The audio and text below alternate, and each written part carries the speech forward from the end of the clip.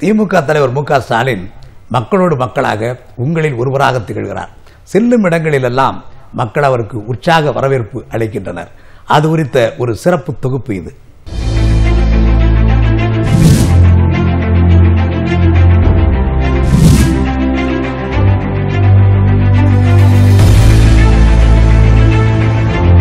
மக்களோடு மக்களாக வாழும் தலைவர்களை இந்த சமூகம் எப்போதுமே ஏற்க தவறியதில்லை. இதனை ஒரு சமீபத்திய சர்வதேச உதாரணத்திலிருந்து துவங்கலாம். ட்ரம்ப் அமெரிக்க அதிபராக பதவியேற்றார். 3 மாதங்கள் கழித்து நடந்த மார்ச் பேரணியில் நீங்கள் எங்கள் அதிபர் இல்லை என்ற வாசகங்கள் இடம்பெற்றன. அதே நாளில் மிஷி ஒபாமா என்று மக்களின் அதிபருக்காக அமெரிக்கா கதறியது. காரணம், வெள்ளை மாளிகை பூங்காக்களில் மக்களை சந்தித்தவர் ஒபாமா, அமெரிக்க வீதிகளில் இளைஞர்களுடன் உரையாடியவர் ஒபாமா என்று அன்று தலையங்கம் தீட்டின அமெரிக்க ஊடகங்கள்.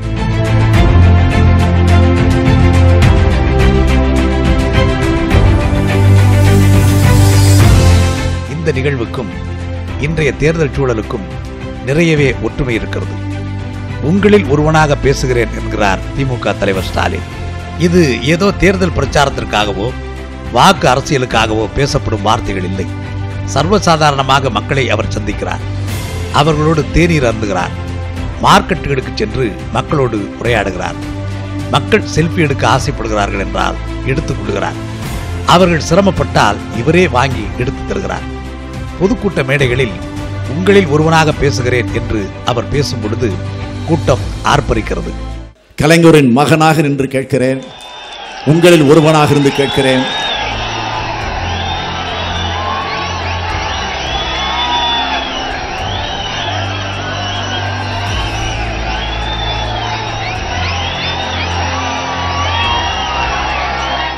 கோபாலபுர இளைஞர் குழு ஆரம்பித்த போதும் சரி, சென்னை மேயராக இருந்த போதும் சரி, உள்ளாட்சித்துறை அமைச்சராக இருந்த போதும் சரி, எதிர்க்கட்சி தலைவராக இருந்த போதும் சரி, ஸ்டாலினை மக்கள் மத்தியில் பார்க்கலாம் என்பதற்கு பல நிகழ்வுகள் நடந்துள்ளன.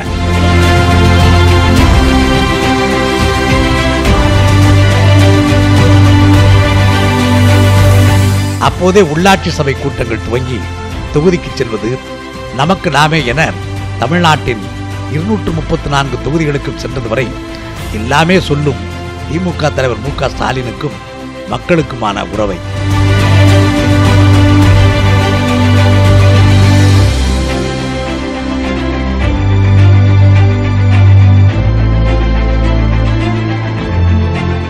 திருவாரூர் துவங்கி இன்று வரை தமிழகத்திற்குள் 3000 கிலோமீட்டருக்கு அதிகமான தூரத்திற்கு பயணித்திருக்கிறார் அவர். கிட்டத்தட்ட பாதிக்கும் மேற்பட்ட தமிழக மக்களை 20 நாட்களில் அவர் சந்தித்துள்ளார். சற்றும் சோர்வடையாமல் பயணித்துக் கொண்டிருக்கிறார்.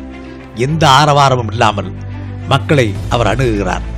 எந்தவித அச்சமுமின்றி மக்கள் அவரை அணுக முடிகிறது. ஏதோ தவழ்ந்து பணிவிடை செய்து அடிமைத்தனத்தால் இந்த இடத்துக்கு வந்தவர் அல்ல திமுக தலைவர். அவர் கலைஞரால் கட்சிக்கு அழைத்து வரப்பட்டவர் அல்ல, எமர்ஜென்சியால் அரசியலுக்குள் இழுத்து வரப்பட்டவர்.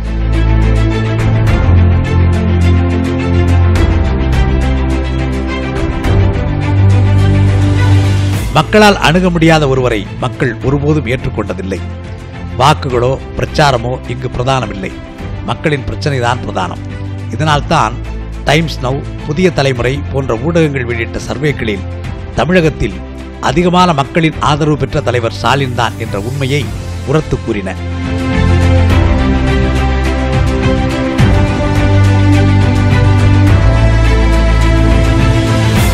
மக்களை களத்தில் சென்று சந்திக்காத யாரும் மக்கள் தலைவராக இருக்க முடியாது.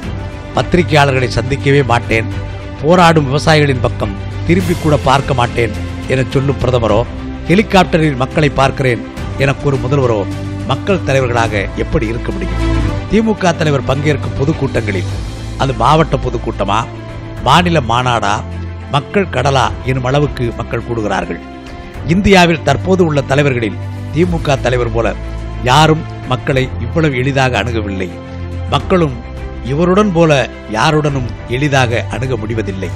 திமுக தலைவர் மு க ஸ்டாலினுக்கு கூடும் கூட்டம் நரேந்திர மோடியை கோபமடைய வைக்கிறது. அமித்ஷாவை ஸ்டாலின் தான் சனிக்கிழமை பிரதமர் என கூற வைக்கிறது. தனக்கு கூட்டம் கூடவில்லையே என்பது எடப்பாடியின் மனநலத்தை பெரிதாக பாதிக்கிறது. இதற்கெல்லாம் காரணம் திமுக தலைவர் மு க ஸ்டாலின் மக்களோடு மக்களாக இருப்பதுதான்.